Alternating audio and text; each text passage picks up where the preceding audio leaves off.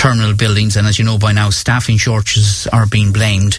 The matter is to be raised in the European Parliament by Midlands North West Fine Gael MEP Colm Markey, who's on the line now. Colm Markey, good morning to you, and welcome. Well, what's been your reaction from what you've heard about what happened and what you're reading and hearing about since the weekend? Well, sure, I think everybody is very concerned about it from a number of levels. Like, obviously, I actually came through Dublin Airport myself on Monday morning, and I experienced the whole situation, which was chronic, to be honest about it. But I think there's a broader issue at play here. Like, we've struggled for the last couple of years with the whole COVID pandemic in terms of particularly our tourism trade. And the idea that Dublin Airport is so difficult, it's actually, it could send a message out.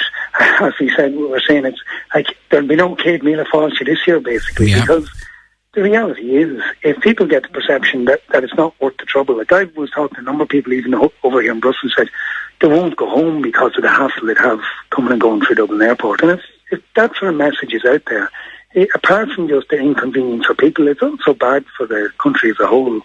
And then if you put that alongside the scenario where hotel rooms are going through the roof, and then even the cost of car hire, like if that message gets out there, then it's very bad for us. Well, the message is out there, unfortunately, and as far as many people are concerned, the damage has already been done. It's the 1st of June.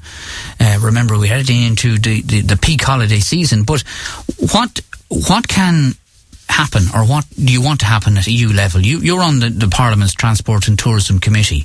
Yeah, I'm on the Transport and Tourism Committee, and I do want to bring it up at that level because, like, it's not just Dublin. To be fair to Dublin, they're not the only ones that have the problem. I think in Schiphol they have a similar problem in Holland, outside Amsterdam, in Lisbon, in Mallorca. There's a number of airports that are in a similar situation, and there's probably a couple of key things.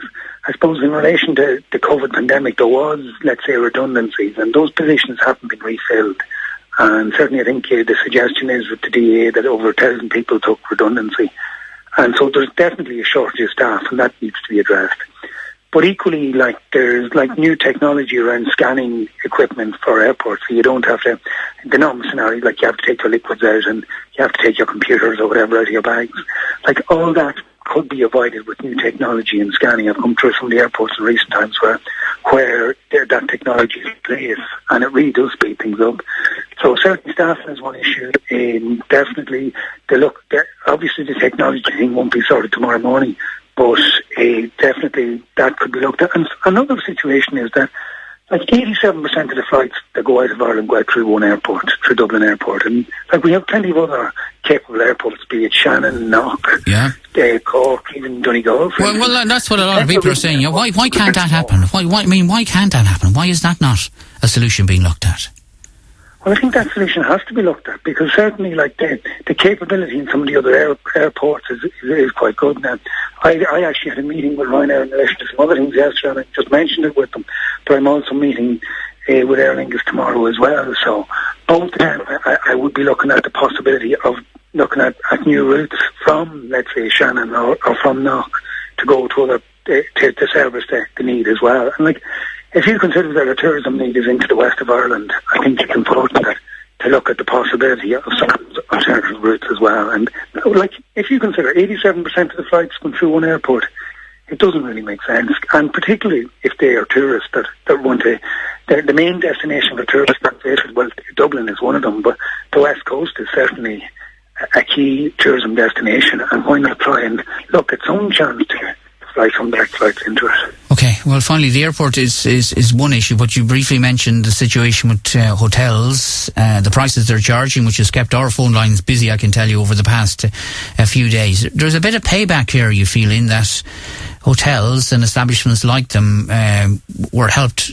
during the COVID crisis. Absolutely. I think on a couple of levels, like, they helped in relation to, let's say, certainly the various packages that were put in place for staff and for businesses would have helped the hotels in particular to sustain their businesses when things were quiet, and they did have challenging times. But equally, the VAT rate, that wasn't just for COVID, that was even in place during the recession as well.